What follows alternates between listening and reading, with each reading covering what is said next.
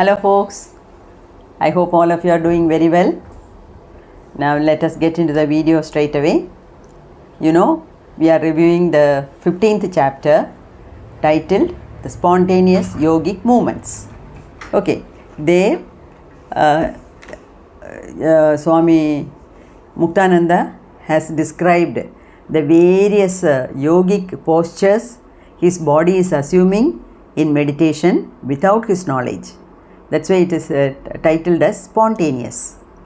Okay, spontaneous yogic movements. So we have seen that up to Sirasasana, his body is performing various asanas, assuming various postures, and so many mudras and bandhas, Moola bandha, Uddiyana bandha, then Jalendra bandha. All these three bandhas are very, very powerful bandhas. All these things are happening on its own.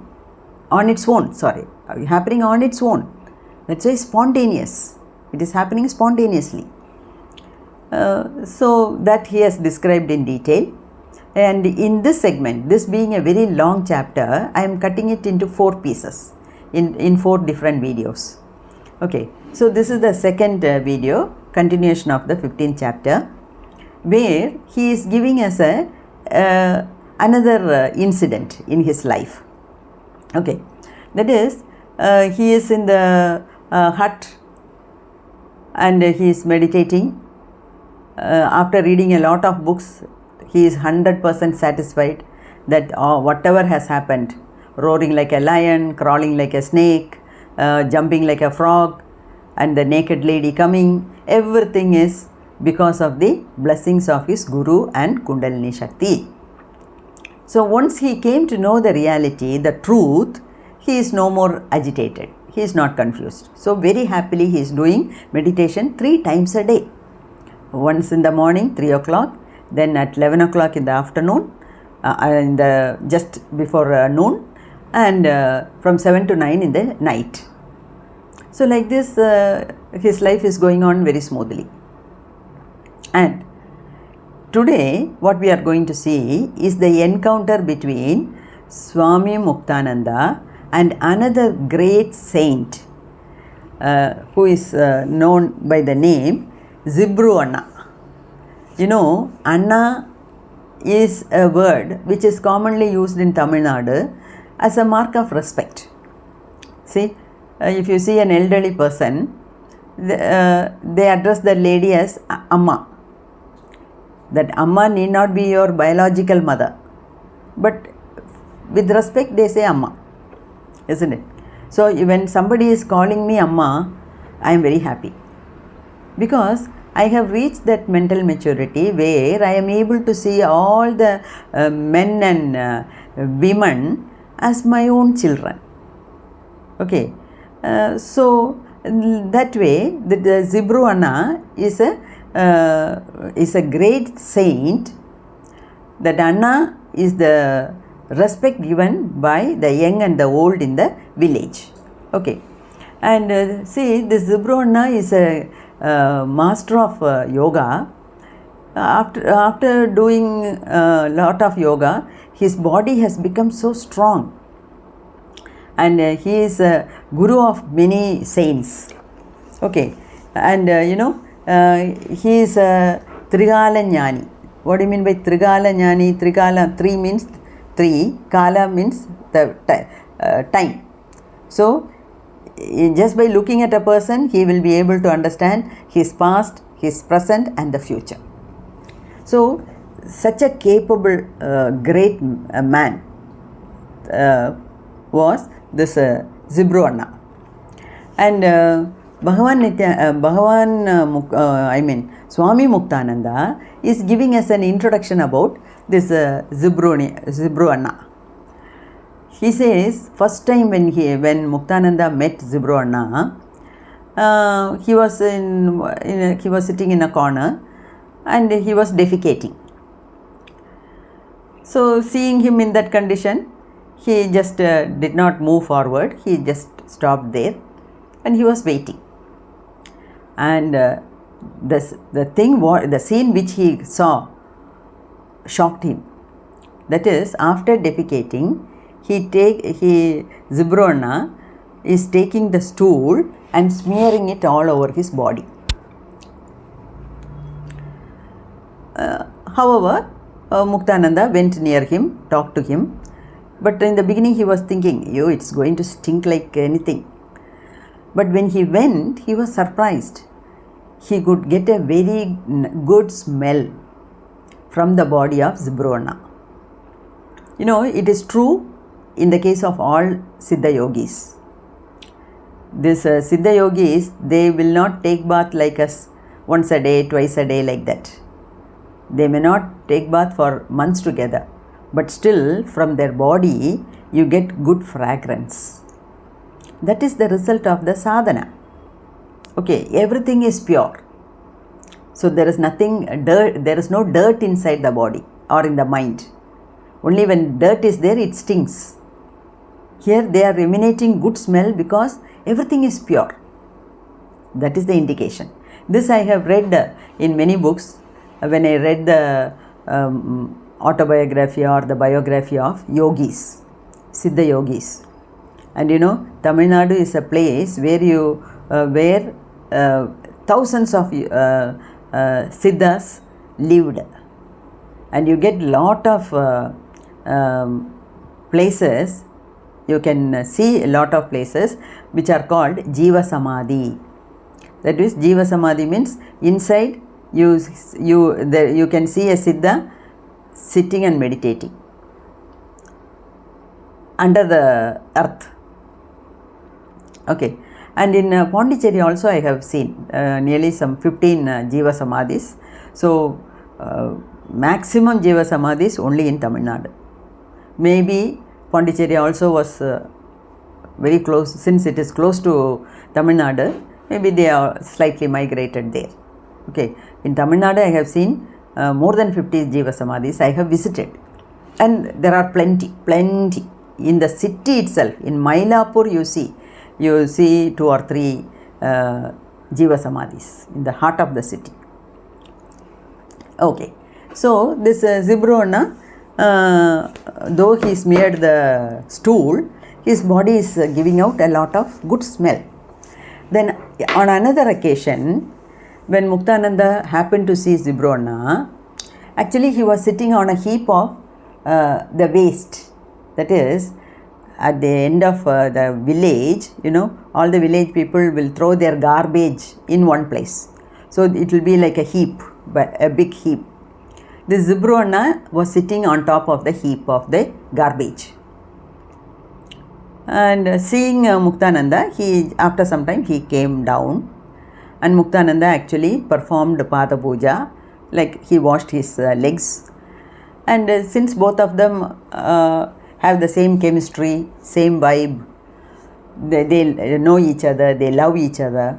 And so Muktananda took the liberty of asking him, of all the places here, can't you sit anywhere else? You got only the heap of the top of the heap of the garbage to sit. Why are you doing this? Like that he asked. Then Zibrona answered, it seemed, is this garbage worse than the garbage what we all carry within us? That's a very genuine question. As human beings, all of us carry so much of garbage in our body as well as in our mind. So Muktananda had no answer, he just kept quiet. So this is how he is giving the introduction about the great saint Zibrona. Now, after reading all the books, though he was satisfied, he wanted to see Zibrona. So he went in search of him and he met Zibrona, and both of them hugged each other, and then Zibrona welcomed him, and then they started talking. And Muktananda started telling him all his experiences, negative experiences in meditation. So he is asking, see, so many bad things are happening in my meditation. Why? he is telling about all the events that happened during his meditation. Then he says, after listening, I told him all my experiences in the hut at Suki.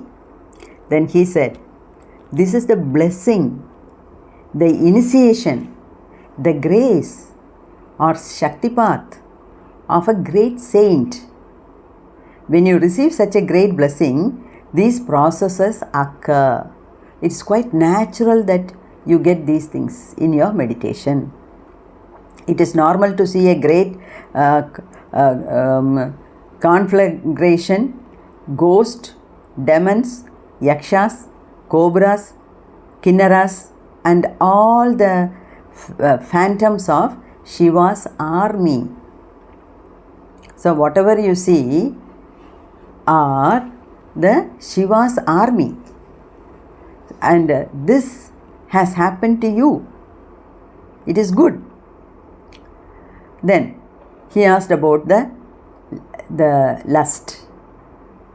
Why I was taken over by so much by the sexual desires, and how come it happened like this, that my penis tore open the loincloth, it bent and went inside the navel, it stayed there for a long time there. Why should it happen? Like that he is asking. Then this Zibrona is telling, you see, when it digs into the navel and remains there for a length of time, all the seminal fluid in the testicles starts to flow upward towards the heart. So your penis has drained all the seminal fluid into the abdomen, and it is going up, it is reaching the heart. And because of the Agni, the heat, the Jadaragni within you, it has, the gastric fire, they call it a gastric fire. See, it is heated in the gastric fire and passes right up to the brain. So from the heart region it goes to the brain, and where it strengthens the sensory nerves. By its strength, the yogi's memory and intelligence are increased. Then he went on, oh Swami, such a man is called a Urdhvareta. That means you will become a guru in the future, and you will be able to bless others through this power. As a result of the process called Vajroli Mudra also he did spontaneously, which has happened to you, you will be able to store up the inner Shakti and give Shakti path initiation. So your Guru has given you the initiation, and he has awakened your Kundalini, and so you are seeing all these things, and now you are raising yourself to the level of another Guru. You are becoming a Guru. You are no more a disciple. You will be in a position to initiate many people, all your followers, into Shakti path. Okay, so all your agonies of lust were in fact the great Shakti Kundalini expelling your previous sexual appetites from you. This I strongly thought even before reading this. What happens is, see, we take so many lifetimes, and in some time or the other in our previous births, we see there are so many desires which are unfulfilled, isn't it? And these unfulfilled desires are buried deep in our subconscious level. What should happen? Either these desires must be met with. These desires must be fulfilled in some time or the other, or else our Guru should be able to pull out these things. In his case, this is what has happened. In this lifetime he is a great saint. He is trying to become a great saint. He is doing sadhana. He is so fond of his Guru. He is meditating on his Guru. He is in the process of becoming a Guru, no doubt. But in the previous lifetimes, he might have been an ordinary man. Maybe his sexual desires were not fulfilled. And all these things must be, if so, should be removed. Like cleaning the dustbin, throwing one after the other, or throwing everything in one stretch. These things are happening. So don't worry. Now you will not have any more lust. You will have only love. See, love will surge within you. And from the rays of your love, many others will feel love. So you are going to be a guru. Then Muktananda is asking about the naked woman coming in his meditation. Then for that also, Baba Sibrona, he made a humming sound and he lit up. He is telling, in a grave voice, he answered, Swami, no one can enter the radiant city of your meditation. No energy can come into the vicinity of your meditation. No one can go into the luminous land of Goddess CHITSHAKTI except Chitti herself. That is, nobody can enter into the area of meditation except your own CHITSHAKTI.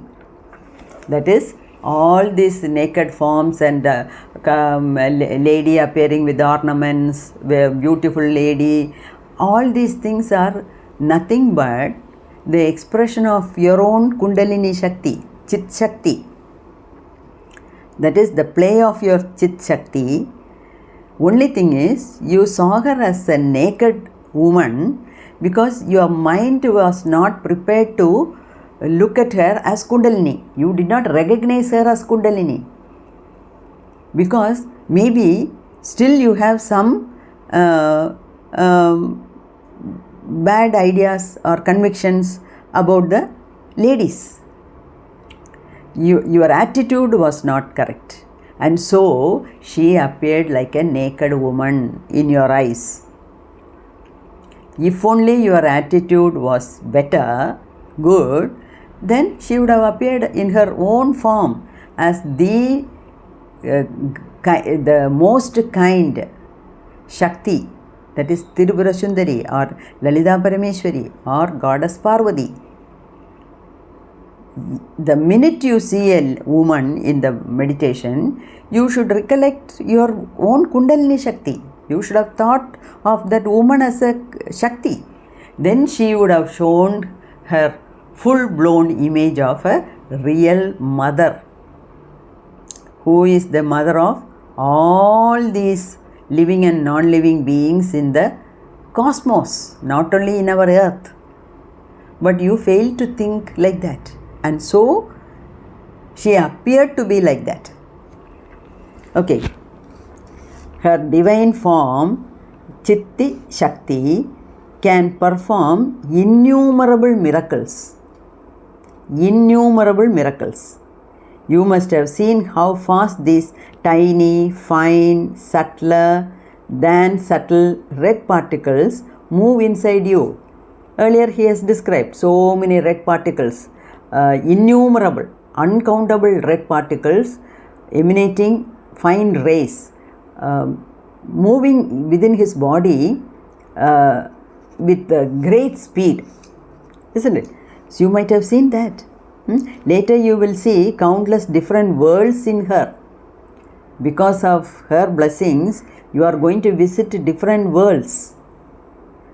Okay, she is the power of consciousness who assumes endless forms in a second and who shows all shapes in the one. She is the supreme Maya, the mother of yoga, that is Kundalini. Always remember the real form and nature of Kundalini. Subhrana continues. Listen to another thing. A yogi on the path of Siddha should always remember that anything he sees in the light of the inner heart through the inspiration of Chitti is Chitti in her fullness. It may be high or low.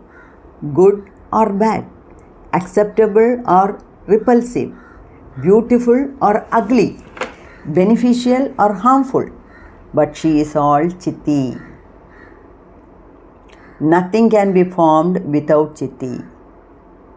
All forms and movements that take place there, wherever they may whatever they may mean to you, are nothing but she goddess Chitti, CHITSHAKTI. Think like that.